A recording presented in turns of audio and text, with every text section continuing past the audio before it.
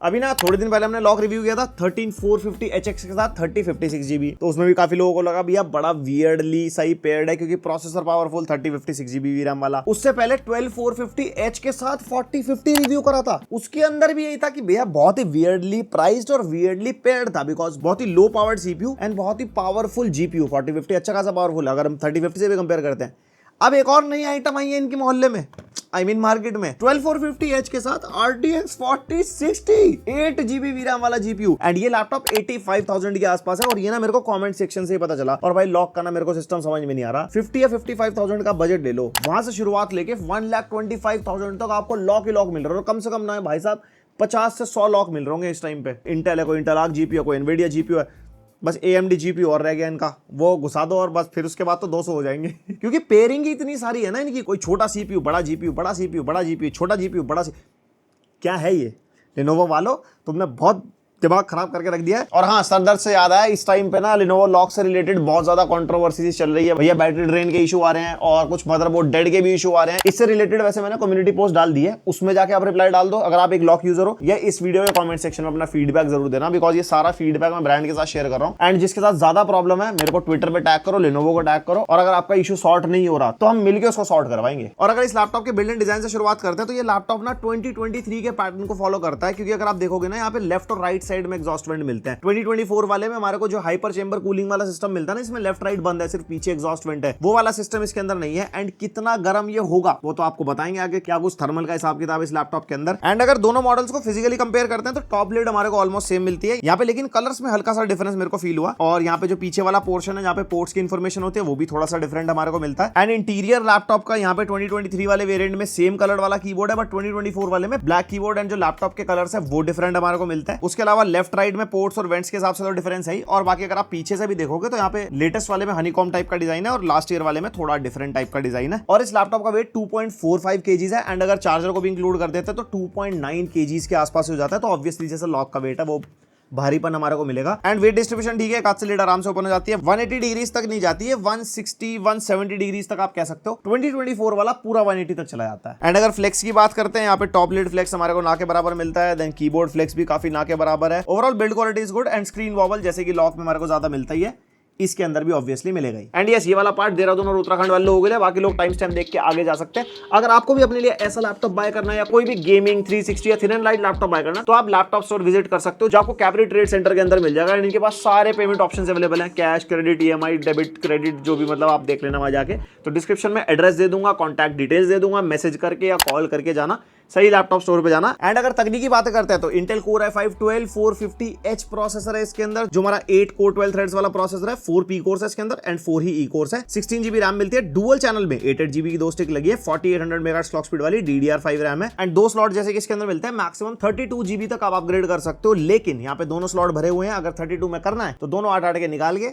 16 लगाना पड़ेगा, वो 8-8 का नुकसान होगा, या फिर आप मार्केट में बेच दो, जहां से खरीदोगे वो आपकी श्रद्धा। एंड एनवीडिया RTX 4060 इसके अंदर मिलता है, 115 वॉट वाला 8GB VRAM वाला GPU है। एंड जिसके माइंड में अभी भी डाउट है ना कि 140 वॉट वाले से 115 वॉट कम परफॉर्म करेगा, बट ऐसा नहीं है। हमारा जो 4050 और 4060 है ना वो 100 वॉट तक ही जाता है, बहुत कम केसेस में 110 115 जाता है, बहुत ही छोटे से टाइम के लिए, लेकिन उसके बाद फिर से 100 वॉट तक आ जाता है। तो यहाँ पे परफॉर्मेंस हमारे को सेम मिलेगी, मैं काफी वीडियोस में बता भी चुका हूँ। और 512GB की Gen 3 SSD यहाँ पे हमारे को मिलती है, जिसकी रीड एंड राइट स्पीड आप देख सकते हो प्रॉपर Gen 3 वाली हमारे को मिलती है। एंड लैपटॉप के अंदर हमारे को 2 स्लॉट्स मिलते हैं और दोनों स्लॉट्स Gen 4 SSD को सपोर्ट करते हैं। तो अगर आपको Gen 4 में अपग्रेड करना हो तो आप कर पाओगे। अब यहाँ पे इतना हैवी GPU लगा दिया, ठीक ठाक CPU लगा दिया, DDR5 रैम दे दी, तो यहाँ पे स्टोरेज में थोड़ी सी कॉस्ट कटिंग कर ली गई है। वैसे मेरे हिसाब से Gen 4 दे देते तो इतना ज्यादा इंपैक्ट होता नहीं। और कनेक्टिविटी के मामले में Wi-Fi 6 एंड ब्लूटूथ वर्जन 5.2 और MS Office 2021 लाइफ टाइम के लिए इसके अंदर मिलेगा। और 3 मंथ्स का Xbox गेम पास हमारे को हर Lenovo के लैपटॉप के साथ मिलता ही है। एंड टू बी स्पेसिफिक इसकी प्राइसिंग 82,990 चल रही है इस टाइम पे फ्लिपकार्ट पे, जिस दिन मैं वीडियो बना रहा हूँ। आगे पीछे कम ज्यादा हो सकती है, डिस्क्रिप्शन में लिंक दे दूंगा, वहां चेकआउट कर लेना। और अगर यहाँ पे परफॉर्मेंस की बात करते हैं, सबसे पहले बेंचमार्क देख लो आप, Cinebench R23 के स्कोर देख सकते हो, जैसे कि 12450H है, बहुत ही ठीक ठाक से नंबर मिलते हैं। और ये हमारा Cinebench 2024 हो गया। देन हमारे Geekbench 6 के multi core and single core score होगा, जैसे हमारे को 12450H से मिलने चाहिए वैसे ही है। देन Geekbench 6 का OpenCL स्कोर होगा, जो GPU के लिए होता है, भाई 4060 के हिसाब से ही नंबर दे रहा है यहाँ पे। Then PC Mark 10 CPU intensive benchmark है, तुम्हारे नंबर 5800 के आसपास ही है। उसके अलावा 3D Mark टाइम्स पाई, यहाँ पे भाई साहब GPU का स्कोर ज्यादा जा रहा है और CPU का स्कोर कम है। बाकी ओवरऑल नंबर्स वगैरह आप देख सकते हो अपने सामने। एंड उसके बाद VR मार्क आ गया, जो हमारा थोड़ा GPU इंटेंसिव ज्यादा होता है। उसके अंदर सुपर स्कोर निकल गया। देन ब्लेंडर बेंचमार्क निकाला 4060 के हिसाब से सही निकल के आ गया। एंड अगर 12450H को side by side other processor से कंपेयर करते हैं ना, जो भी AMD इंटेल के आसपास चल रहे हैं, तो यहाँ पे काफी कम परफॉर्मेंस हमारे को मिलती है, चाहे मल्टी कोर ले लो चाहे सिंगल कोर ले लो। बाकी वीडियो पॉज करके आप ग्राफ देख सकते हो कि कितना परसेंटेज का डिफरेंस है दूसरे प्रोसेसर्स के कंपैरिजन में। तो भाई नंबर्स वगैरह आपने देख लिए। एंड अगर रियल लाइफ यूज केसेस की बात करूं तो 4K वीडियो एडिटिंग ये नहीं झेल पाता लैपटॉप, क्योंकि प्रोसेसर इतना पावरफुल नहीं है। और टाइमलाइन के लिए जो हमारे को एलिमेंटिंग होती है ना, हम डिफरेंट इफेक्ट्स डाल रहे हैं, ट्रांजिशन डाल रहे हैं, टेक्स्ट डाल रहे हैं, या इवन कलर ग्रेड भी कर रहे हैं, वहां पे ज्यादा प्रोसेसर यूज होता है। एंड ये 4K में लैग कर रहा था। 4K 60 FPS की बात मैं कर रहा हूं, तो यहाँ पे 1080p लेवल की आप वीडियो एडिटिंग कर सकते हो, 1080p 60 FPS वाली। एंड अगर आपको रील्स वगैरह एड करनी है तो वो 4K में आप कर सकते हो। बट यस, यहाँ पे आपको लैग्स वगैरह महसूस होंगे। अगर एक्सपोर्ट मारोगे ना वीडियो, तो वहां पे आपको टाइम कम मिलेंगे, क्योंकि जीपीयू पावरफुल है, बट टाइमलाइन के टाइम पे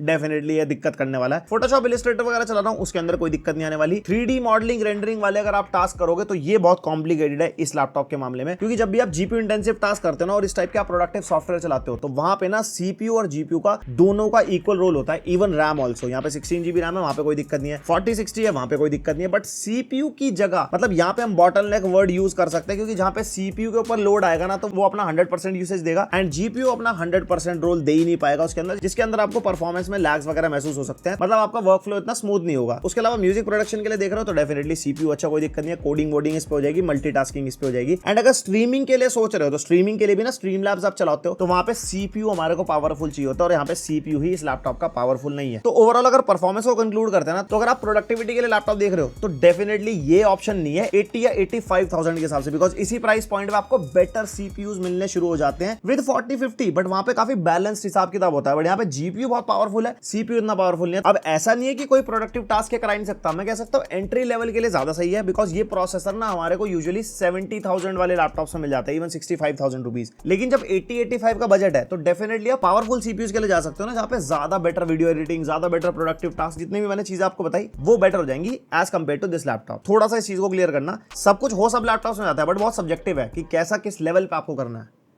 समझ रहे हो। लेकिन अगर गेमिंग की बात करते हैं, गेमिंग में अच्छा खासा परफॉर्म कर जाता है। हमने 1080p पे गेम टेस्ट किए, इसकी जो डिस्प्ले वो 1080p वाली है, और 1440p पे भी गए, क्योंकि 4060 8GB रैम वाला जीपीयू है, और उससे आपको परफॉर्मेंस का अंदाजा हो जाएगा कि लैपटॉप कहां स्टैंड करता है।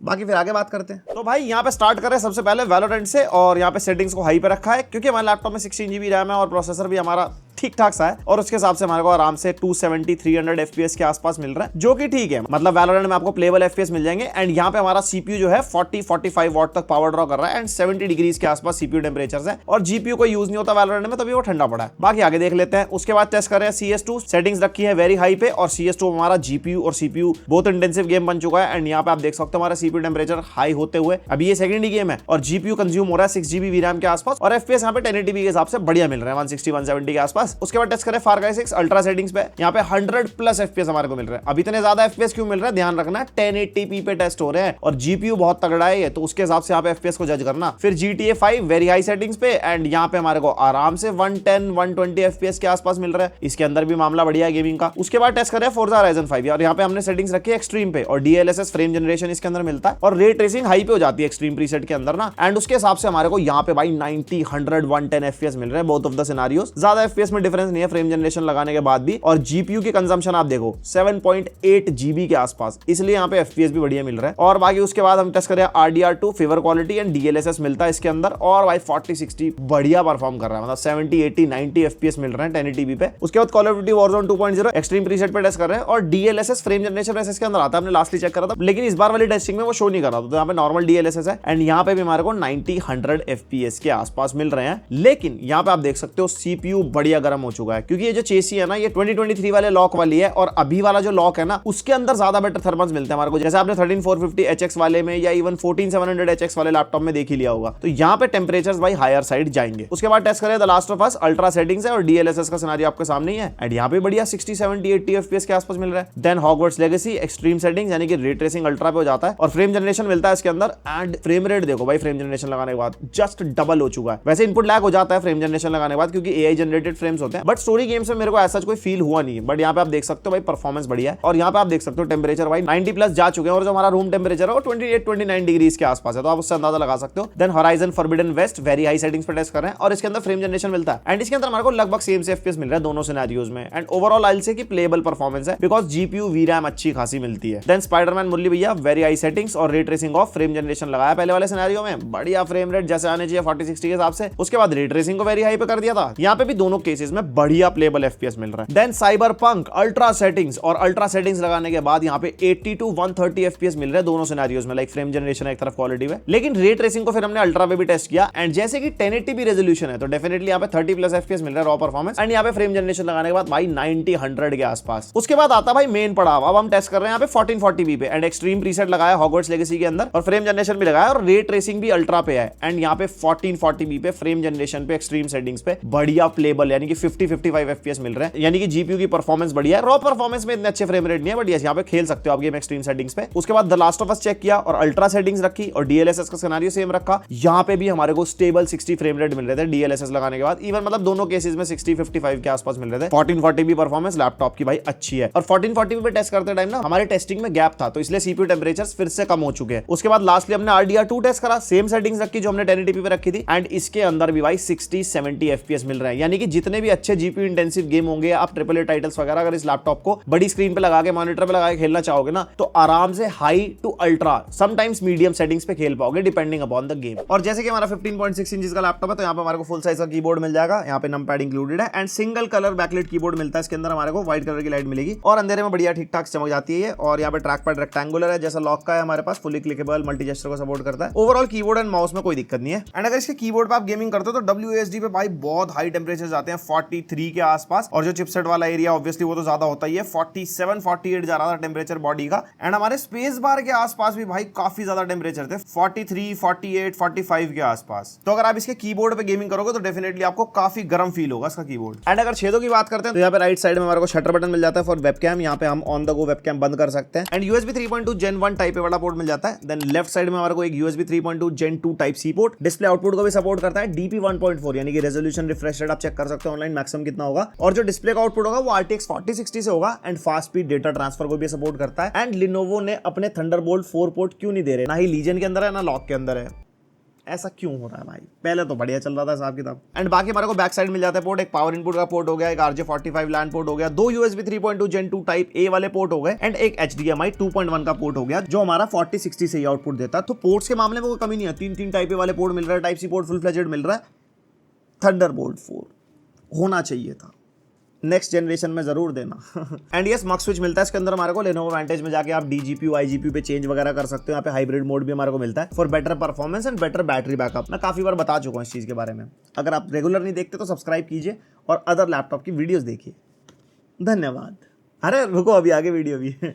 और इस लैपटॉप में 15.6 इंचेस की फुल एचडी डिस्प्ले हमारे को मिलती है, 1080p वाला पैनल है, IPS एंटी ग्लेयर पैनल मिलता है 16:9 वाला, और डिस्प्ले के कलर गैमेट में आप डिसअपॉइंट होने वाले हो क्योंकि इतने पैसे आप भर रहे हो, उसके बदले में GPU अच्छा मिल रहा है, गेमिंग की परफॉर्मेंस अच्छी मिल रही है, लेकिन डिस्प्ले में कॉस्ट कटिंग है क्योंकि यहाँ पे हमारे को बेसिक डिस्प्ले मिलती है कलर गैमेट के मामले में। यहाँ पे 65% sRGB है, 46% NTSC है, and 48% Adobe RGB and P3 both. लेकिन ब्राइटनेस के मामले में बढ़िया है, 350 निट्स के आसपास की ब्राइटनेस निकल के आ जाती है, तो ब्राइट तो फील होगी डिस्प्ले। लेकिन अगर आपको कलर एक्यूरेट टास्क करने हैं, आपको फोटोज वीडियोस में कलर ग्रेडिंग करनी है, उसके अंदर ये आपको इतना ज्यादा काम नहीं आएगा, आप इतने एक्यूरेट रिजल्ट्स नहीं निकाल पाओगे। मान लो आप अपने किसी क्लाइंट के लिए काम कर रहे हो और आपको मतलब कलर ग्रेड करना है फोटोज को वीडियोस को, वहां पे तो अनसंडी कलर भेज दोगे तो दिक्कत हो जाएगी। लेकिन अगर आप कंटेंट वगैरह देखते हो उसके अंदर इसकी डिस्प्ले डिसअपॉइंट नहीं करती, लाइक मूवीज देख रहे हो, आप कंटेंट देख रहे हो OTT वगैरह पे, तो वहां पे ठीक है। और ये इस लैपटॉप का वेबकैम टेस्ट एंड माइक भी लैपटॉप का यूज हो रहा है। यहाँ पे 1080p वाला वेबकैम मिलता है जो एक अच्छी चीज है, यूजुअली हमारे को 720p वाले मिलते हैं। एंड यहाँ पे वेबकैम की क्वालिटी सही है, मतलब यहाँ पे एक्सपोजर कंट्रोल वगैरह कर रहा है। बाकी माइक की क्वालिटी कैसी है वो आप जज करके बताओ कमेंट सेक्शन में,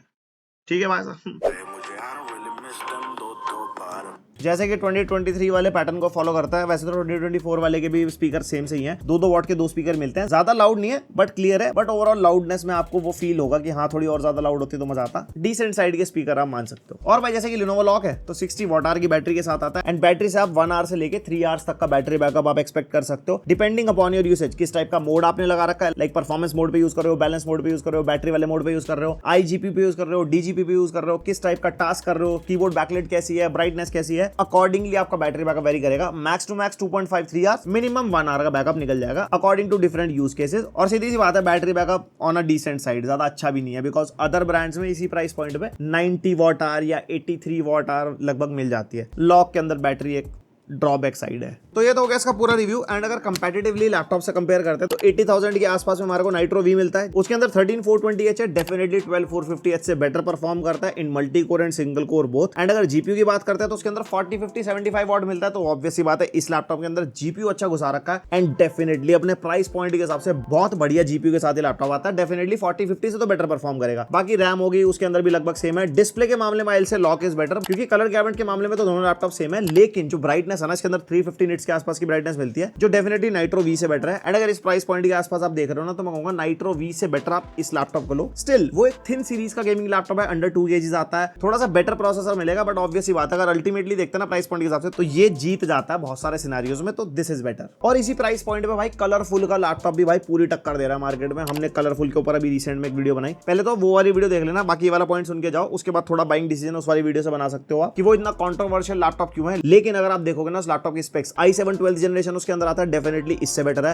RTX 4060 उसके अंदर मिलता है, जो कि लगभग सेमी परफॉर्म करेगा, भले ही वॉटेज डिफरेंट हो। वहां पे डिस्प्ले भी 1440p मिलती है, 100% RGB वाली, ब्राइटनेस सेम मिलती है। बैटरी के मामले में थोड़ा सा लैग कर जाता है, एंड थर्मल्स के मामले में मैं कहूंगा दोनों लगभग ही सेम परफॉर्म कर रहे हैं। तो अगर वैल्यू फॉर मनी देखोगे तो colourful obviously value for money है, लेकिन वो मोस्ट कॉन्ट्रोवर्शियल लैपटॉप वाली वीडियो आप देखो, उससे आप आइडिया लगाओ कि वो लैपटॉप आपको बाय करना चाहिए या नहीं करना चाहिए। उसके अंदर काफी सारी डिटेल्स है, इसमें बताऊंगा तो बहुत लंबी वीडियो हो जाएगी। And obviously brand value Lenovo is better as compare to colourful, जो उस वीडियो में बताया। बाकी बहुत सारे पॉइंट्स है इस वीडियो में। एंड बस यही था इस लैपटॉप का पूरा रिव्यू। एंड ये लैपटॉप हमारे को 83,000 का मिल रहा है आज की डेट में, और हो सकता है आने वाले टाइम में सेल में आपको बिलो 80 भी मिल जाए, या कार्ड ऑफर वगैरह लगा के 80 के आसपास या 80 से नीचे और ज्यादा भी चला जाए। तो डेफिनेटली इस प्राइस पॉइंट के हिसाब से a good to go laptop है। कैसे कैटेगरी बता देता हूं, अगर प्रोडक्टिविटी के लिए देख रहे हो तो नहीं, अगर सिर्फ गेमिंग के लिए देख रहे हो तो इससे बढ़िया लैपटॉप कोई नहीं है भाई। आपने गेमिंग की परफॉर्मेंस देख ली। बाकी आपके क्या थॉट्स है इस लैपटॉप के बारे में मेरे को कमेंट करके बताना। पसंद आई वीडियो लाइक मार देना, पहली बार सब्सक्राइब। मिलते हैं नेक्स्ट वीडियो, तक के लिए बाय।